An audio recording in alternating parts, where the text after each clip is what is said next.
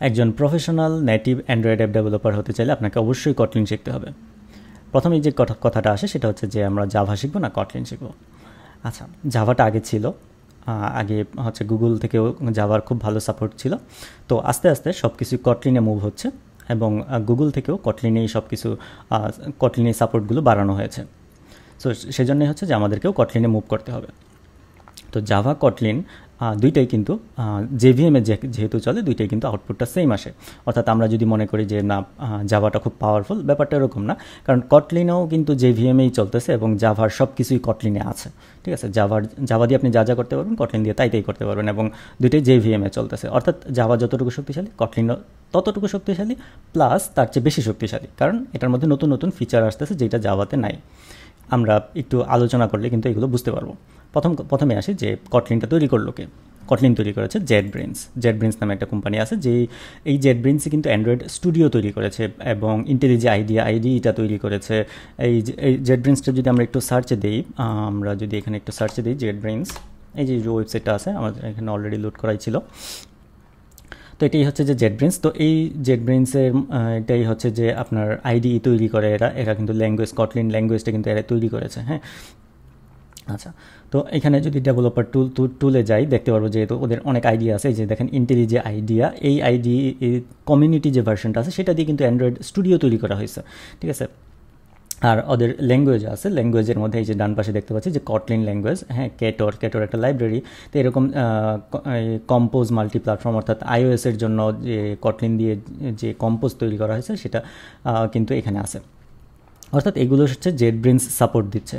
আর জেটব্রেন্স তো আইডির জন্য খুবই জনপ্রিয়, যে জাভা আইডি কিংবা অন্যান্য ল্যাঙ্গুয়েজের জন্য যত আইডি আছে সেগুলো কিন্তু এই যে দেখেন এক একটা ল্যাঙ্গুয়েজের জন্য ওরা এক একটা আইডি তৈরি করে রাখছে। সো এরা কিন্তু খুবই এক্সপেরিয়েন্সড একটা কোম্পানি এবং ওদের কাছ থেকে ওরাই হচ্ছে যে কটলিন ল্যাঙ্গুয়েজটা তৈরি করেছে। এখন আসেন যে পরে যে কটলিন নামটা কোথা থেকে আসছে। এটা মূলত হচ্ছে কটলিন আইসল্যান্ড, অর্থাৎ হচ্ছে এটা হচ্ছে রাশিয়ার একটা দ্বীপের নাম থেকে আসছে কটলিন আইসল্যান্ড। সো আমরা যদি এখানে যাই, এই যে কটলিন আইসল্যান্ড, এই যে এখানে যদি অ্যাবাউটে যদি দেখি Kotlin is a Russian Iceland. হ্যাঁ, তো রাশিয়ার একটা দ্বীপ থেকে আসছে যে কটলিন, এখান থেকে নামটা আসছে। আচ্ছা, এরপর আসেন যে কটলিনে কী করা যায়। আমরা অ্যান্ড্রয়েড অ্যাপ ডেভেলপ করতে পারবো, স্প্রিং বুটে সার্ভার সাইডে ডেভেলপ করতে পারবো, এবং সার্ভার সাইডে কেটরের জন্য কেটর দিয়েও কিন্তু সার্ভার সাইডে কাজ করা যায়, ঠিক স্প্রিং বুটে যেরকম কাজ করা যায়। ঠিক আছে, আচ্ছা, এখন ঘটনা হচ্ছে যে এছাড়াও কিন্তু আপনার আরও কাজ আছে, অর্থাৎ জাভা দিয়ে আপনি যা যা করতে পারবেন সবগুলোই করতে পারবেন। হ্যাঁ, তো আপনার ডেস্কটপের অ্যাপ্লিকেশনও তৈরি করতে পারবেন। সো জাভার সব কিছুই আছে। আচ্ছা, এখন আসেন যে এটা কী ধরনের ল্যাঙ্গুয়েজ। এটা হচ্ছে মূলত open source language, statically typed, অর্থাৎ আপনি একটা ভেরিয়েবল একটা টাইপ ডিক্লেয়ার করছেন, ওই টাইপটা চেঞ্জ করা যাবে না। অন্য টাইপ থেকে যদি কনভার্ট করতে চান অন্য একটা ভেরিয়েবলে সেভ রাখতে হবে আর কি। নতুন যেমন মনে করেন, আমি একটা এক্সাম্পল দিই বুঝতে পারবেন। আপনি একটা ভেরিয়েবলকে স্ট্রিং হিসেবে ডিক্লেয়ার করছেন, ওই ভেরিয়েবলে আপনি ইন্টিজার রাখতে পারবেন না। আপনার যদি মনে করেন স্ট্রিংটাকে কনভার্ট করে আপনি ইন্টিজার বানাইলেন, সেই ইন্টিজারটাকে আপনার অন্য একটা ভেরিয়েবলে রাখতে হবে। ঠিক আছে, এটি হচ্ছে স্ট্যাটিক্যালি টাইপড, অর্থাৎ এক টাইপ হিসেবে একটা ভেরিয়েবলকে একটা টাইপ হিসেবে ডিক্লেয়ার করলে সেটার মধ্যে অন্য কোনো টাইপের ডাটা রাখা যাবে না।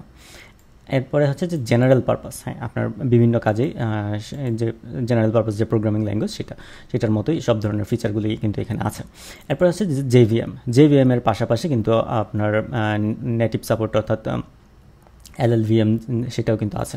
আচ্ছা, তো এটা হচ্ছে মূলত মেনলি ফোকাস করা হয়েছে জেভিএম, এটা দিয়ে শুরু হয়েছে।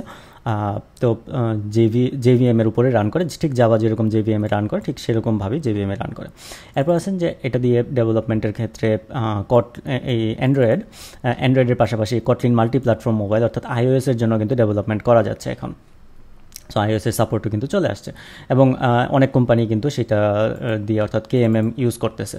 আচ্ছা, এরপর সার্ভার সাইড ডেস্কটপ। সার্ভার সাইডের জন্য তো আমরা আগেই দেখলাম যে দুইটা লাইব্রেরি আছে, স্প্রিং বুট কিংবা কেটর। এছাড়াও যদি জাভার আর কোনো সার্ভার সাইডের লাইব্রেরি বা ফ্রেমওয়ার্ক থাকে, সেগুলো কিন্তু আপনার ব্যবহার করতে পারবেন সার্ভার সাইড ডেভেলপমেন্টের জন্য। এরপরে হচ্ছে যে জাভা এফএক্স বা এরকম যে লাইব্রেরিগুলো আছে সেগুলো কিন্তু আপনি ডেস্কটপের জন্য তৈরি করতে পারবেন, কটলিন ব্যবহার করেই কিন্তু করতে পারবেন। কটলিনের প্রথম যে স্টেবল রিলিজ অর্থাৎ ব্যবহার করার মতো উপযোগী যে রিলিজটা সেটা কিন্তু 2016 সালে আসে প্রথম। আচ্ছা, অর্থাৎ ভার্সন 1.0 যেটা আসে সেটা 2016 সালে। এরপরে 2017 সালে গুগল বলতেছে যে এটা অফিসিয়ালি সাপোর্ট করতেছে, অর্থাৎ অ্যান্ড্রয়েডের জন্য এটা অফিসিয়ালি সাপোর্টেড ল্যাঙ্গুয়েজ হিসেবে ঘোষণা করে 2017 সালে, অর্থাৎ প্রথম স্টেবল রিলিজের 1 বছর পরে। এরপর আসেন যে 17 তো এখানে 19 সালেও দেখা যাচ্ছে যে 19 সালে এটা প্রেফার্ড ল্যাঙ্গুয়েজ, অর্থাৎ জাভার চেয়েও বেশি পছন্দ করতেছে গুগলে। এটা কিন্তু গুগলের প্রেফার্ড ল্যাঙ্গুয়েজ, ঠিক আছে। তো গুগল ঘোষণা করলো যে এটা বেশি পছন্দের ল্যাঙ্গুয়েজ, এখন থেকে গুগলের যত এক্সাম্পল থাকবে সেগুলোতে কটলিনকে প্রায়োরিটি দিবে, এবং যেই এক্সাম্পলগুলো আপনাদের জন্য তৈরি করা হবে গিটহাবে আছে সেগুলো কিন্তু আপনি যদি গিটহাবে গিয়ে দেখেন যে অ্যান্ড্রয়েডের যে গিটহাব রিপোজিটরিগুলো আছে সেখানে দেখবেন কটলিনের প্রায়োরিটি আছে, অর্থাৎ নতুন যত কোড করতেছে সব কটলিনেই হচ্ছে। অর্থাৎ এবং যত ডকুমেন্টেশন আছে দেখবেন আগে কটলিনের কোড থাকে তারপর জাভার কোড থাকে, হ্যাঁ, যদি খুব পুরাতন ডকুমেন্টেশন না হয় আর কি। নতুন সবগুলোতে এরকম হচ্ছে। আচ্ছা, এরপরে অ্যান্ড্রয়েডের জন্য যে আমরা গ্রেডেল ব্যবহার করি সেটার মধ্যেও কিন্তু গ্রেডেল কেটিএস নিয়ে আসছে, অর্থাৎ সেটার মধ্যে কটলিন নিয়ে আসছে। তো সব কিছুই কটলিনকে ভিত্তি করেই কিন্তু হচ্ছে। এছাড়াও জিপ্যাক কম্পোজ আছে, সেটা জাভা দিয়ে আপনি করতে পারবেন না, হ্যাঁ, ইউআই ডেভেলপমেন্টের জন্য। এরপরে হচ্ছে কটলিন মাল্টি প্ল্যাটফর্ম যেটা, সেটা জাভা দিয়ে করতে পারবেন না। সেই ক্ষেত্রে হচ্ছে যে আমি বলবো যে কটলিনটা কিন্তু জাভার সব কাজ করতেছে, প্লাস সে অতিরিক্ত কিছু কাজ করতেছে যেগুলো হচ্ছে যে মডার্ন টেকনোলজি, সেইগুলো কিন্তু আমাদেরকে অ্যাডপ্ট করার জন্য আমাদেরকে অবশ্যই কটলিনটাই শিখতে হবে। এখন আসেন যে প্রেফার্ড ইন, আচ্ছা এটা তো আমরা বললামই যে এপিআই ডকুমেন্টেশন কিংবা এক্সাম্পল যত কিছু আছে সবগুলোর মধ্যেই দেখা যাচ্ছে যে গুগল প্রেফার করতেছে কটলিনটাকে। আচ্ছা, সো সেজন্যই হচ্ছে যে আমাদের নতুন যে প্রজেক্টগুলো সেগুলো হচ্ছে যে কটলিনেই শুরু করা উচিত, হ্যাঁ, কারণ আপনি তো একটা প্রজেক্ট তৈরি করে 2 দিন পরে এটা ফেলে দিবেন না, আপনি তো এটা অনেক বছরের পর বছর আপনি চলতে থাকবে এটা একটা প্রজেক্ট। সো আপনার যদি ফিউচার চিন্তা না করে যদি আপনি প্রজেক্ট তৈরি করেন সেটা আপনার জন্য কিন্তু খুব একটা ভালো ব্যাপার হবে না।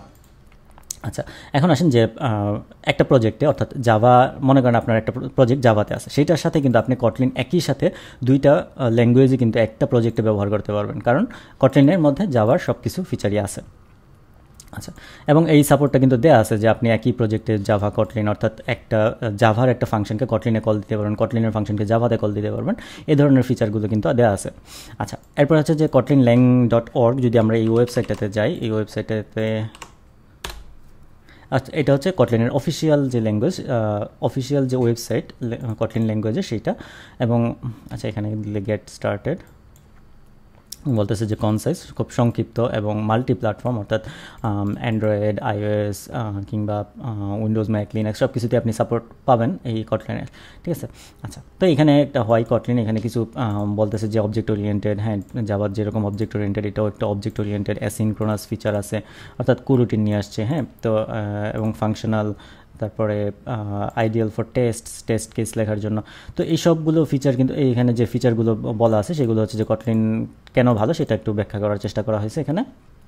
এবং এখানে বলতেছে যে শেয়ার কোড বলতে দেখেন Android, iOS, server side, desktop, web সবগুলোর মধ্যে কমন কিছু কোড লেখা যায়, হ্যাঁ। তো এটা হচ্ছে ক্রস প্ল্যাটফর্মের জন্য। ওকে, এরপরে এখানে আছে কটলিন ফাউন্ডেশন আছে, এখানে কোন কোন কোম্পানিগুলো তার সাথে রিলেটেড সেগুলো সম্বন্ধে বলা আছে। তো আমরা দেখলাম যে এটা কটলিনের অফিসিয়াল ওয়েবসাইট, এটার ভিতরে আরও অনেক ব্যাপার স্যাপার আছে, এখানে মেনুগুলো এক্সপ্লোর করলে আপনারা আরও পাবেন।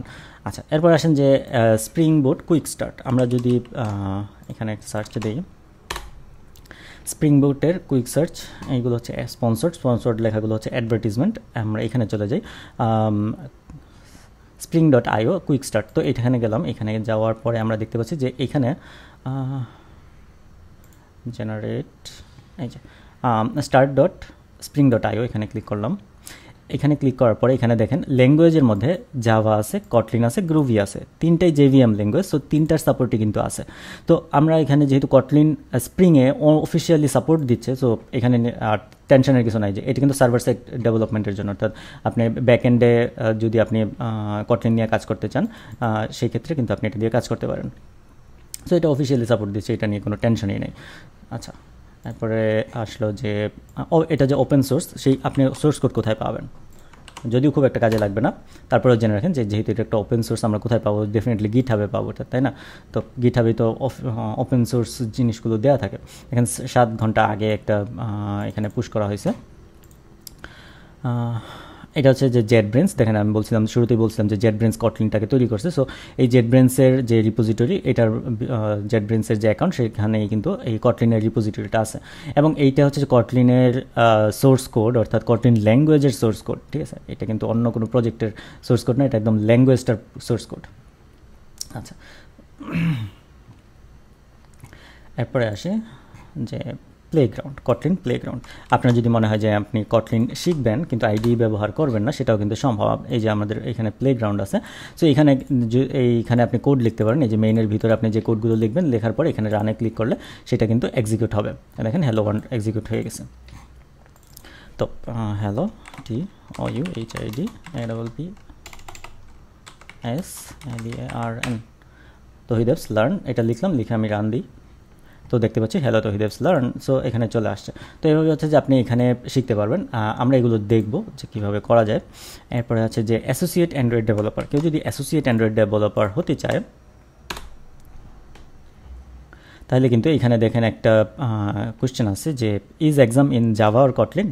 So the exam is available both Java and Kotlin, দুইটা দিয়েই আপনি কিন্তু অ্যাসোসিয়েট অ্যান্ড্রয়েড ডেভেলপার হিসেবে গুগলের যে সার্টিফাইড প্রোগ্রাম আছে সেইখানে কিন্তু আপনি এক্সাম দিতে পারবেন এবং সার্টিফিকেট পেতে পারেন, ঠিক আছে? সো আপনি কটলিন শিখলে আপনার যে কোনো দিক দিয়ে লস হচ্ছে ব্যাপারটা কখনোই এরকম না, সব দিক দিয়েই আপনি বেনিফিশিয়ারি হচ্ছেন, ঠিক আছে? সব দিক দিয়েই আপনি লাভবান হবেন কটলিন শিখলে।